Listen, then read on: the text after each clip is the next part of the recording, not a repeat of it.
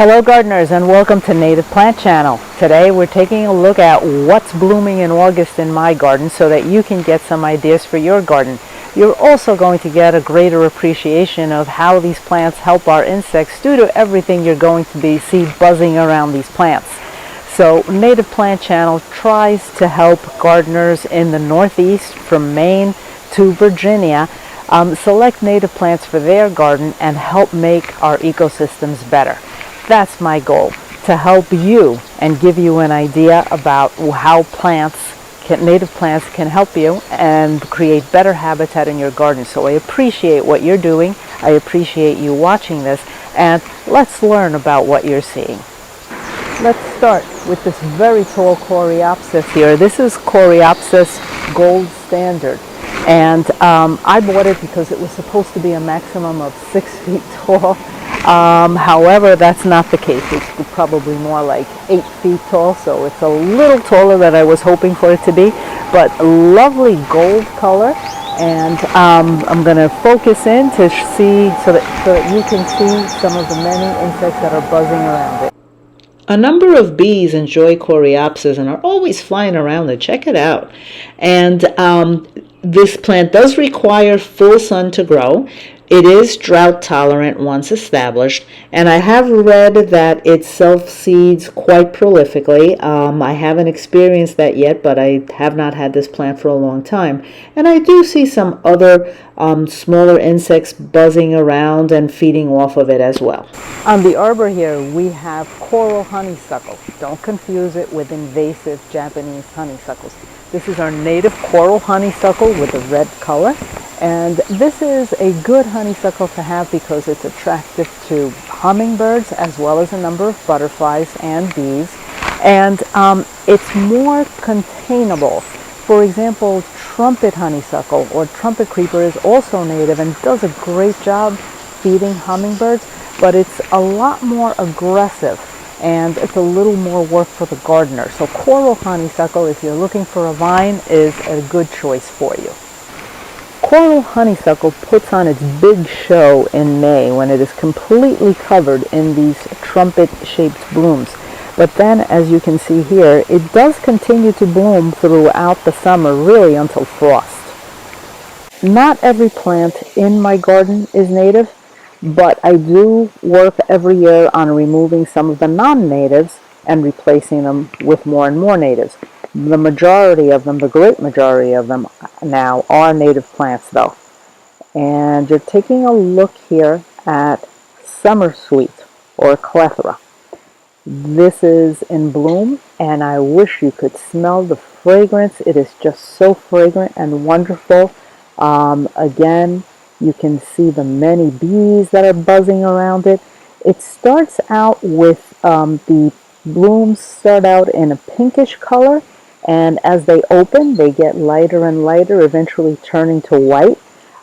It's called sweet pepper bush or summer sweet, and the reason for the sweet in its name is its fragrance. It really just fills the garden with fragrance. It's lovely. So if you have like an area where you enjoy sitting, it's nice to have it because in August it will just smell wonderful when this plant is in bloom.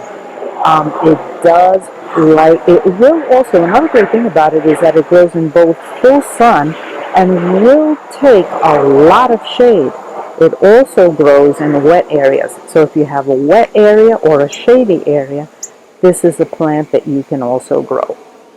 This structure was built by my husband and has summersweet completely surrounding it. There's the summersweet and the Coreopsis next to it. Here you're going to see the yellow is a native sunflower. These are cited by the Xerces Society for being very important to a number of our native bees. And I do expect this one to get taller. This one was started from seed a year ago. So it's doing very well. In fact, I expect it to be probably a little bit on the aggressive side. But beautiful colors.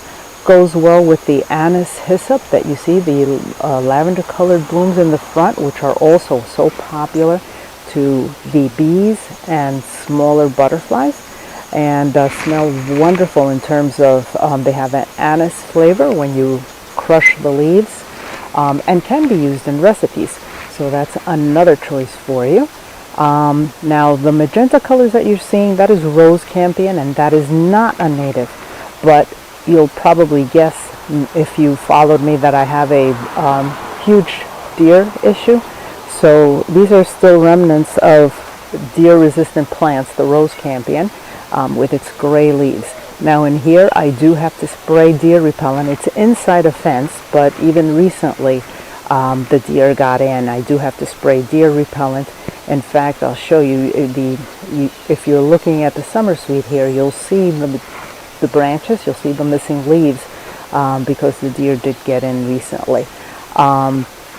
Another lovely planting is, and a little more yellow again, is this gray-headed coneflower. It does tend to flop, so I do need to stake this one, and it just has these lovely rays, the yellow rays. You'll see a butterfly, one of the skippers, flying around it at the moment, and also bees. It blooms for a long time. This one has stayed has been here about 3 years, I guess, and this one has stayed about 6 foot tall. So this is another back of the border plant. In the front, we have a little bit more of the anise hyssop. If you're using non-native plants in your garden, then one rule you want to follow is make sure it does no harm. Make sure that it is not something that is invasive, that is going to get into other places or nearby places and become a problem. Here is another of the Coreopsis gold standard. Again, very lovely. And let's take a look at some of the lower growing plants over here. You're going to see the white, which is pearly everlasting. Blooms for a long time, starts blooming end of July into August. This one is deer resistant, you can probably tell from the silvery foliage, and it is the host plant for the American lady butterfly. It's caterpillars. I get American lady caterpillars on this every single year. Also used in dried flower arrangements. Scarlet bee balm, which is one of the species of many monardas that are out there, has this beautiful red color. This is actually finished blooming, but it's a wonderful plant that attracts hummingbirds as well as other pollinators. It does have the problem that later on in the season it will normally get powdery mildew and the leaves will not look very attractive. But it's still a wonderful plant to have in your garden. You can cut it back if it starts getting, if you don't like the way it looks, you can cut it back. Now there are a number of related species in the Joe-Pye, and some of them have recently had the genus change, so the genuses have changed. But this plant is just a magnet. Butterflies love it, the bees love it. Here it is mixed in with more of the gray-headed coneflower. You should be able to see so much activity, and that's really the importance of what we're doing by planting native plants, and that's helping to create better ecosystems for our insects, for our pollinators, because without our pollinators we would be in trouble, and we should help them along. You're going to see a number of flies and other beneficial flies and other insects that frequent these flowers as well. You should always take a close look at your flowers when they are in bloom. You're going to see so much activity, or you should be if you're using the right plants. There should be a lot of insects buzzing around in them, because that tells you that you are helping our world. You are helping to create a better ecosystem, creating habitat for them, providing food for them. That's the significance of the work that we are doing by planting native plants. And you're going to see so many interesting creatures and wonder what they are. Now, I can't identify them myself, but I do find them interesting to just take a look and see what's there. Now, you don't need a large area to do this. The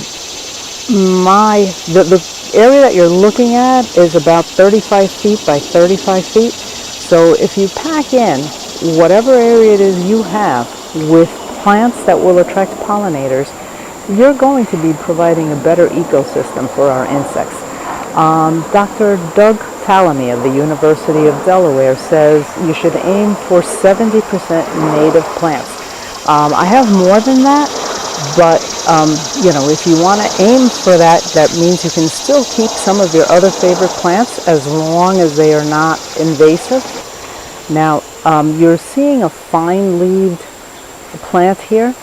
That is Hubricht's Amsonia, which blooms early in the spring with a silvery blue star-shaped flower, and in the fall it just gets lovely fall color, so that'll look lovely in the fall. You're also seeing a baptisia here next to it, and going up high again with tall plants, what you have here is ironweed, and ironweed has beautiful purple flowers. Again, this one is tall growing, so you will need room for it. And let me take you around and show you a close-up of the blooms. It's just starting to bloom here at the beginning of August. So that again is ironweed. Beautiful purple color, but it does need a bit of room as it does get very tall. And then you can, if you're afraid of it reseeding too much, you can always cut off the flowers before they go to seed. Growing on the side of the house, I have mountain mint. And talk about a pollinator magnet. Now, it grows 3 to 4 foot tall. You don't have to worry about this one getting too high, but it really feeds so many bees and other kinds of insects. Again, a true pollinator magnet. It is so much fun to have this around and just watch what's buzzing around it. The flowers are actually very tiny, and they're what you see in the center, but it has these silvery bracts, and those stay attractive for a long time, so it makes the plant look like it's in bloom for much longer than it actually is. And it's just, you know, a great plant to have that looks attractive for a long period of time, doesn't need staking, and provides wonderful habitat for a variety of insects. So you can always come and take a look and see, well, what's visiting it today. And small butterflies visit it as well. Thank you for what you're doing to make our world a better place, for using more native plants in your garden, for adding them, for helping to feed our pollinators. You are helping our ecosystem, so great job doing that. Please subscribe to Native Plant Channel so that you can receive notification when a new video is posted, and also join our Facebook page if you're on Facebook, where you can follow the conversation there. So I hope you have a great day, and I hope this has inspired you to use some new plants you may not have been familiar with before.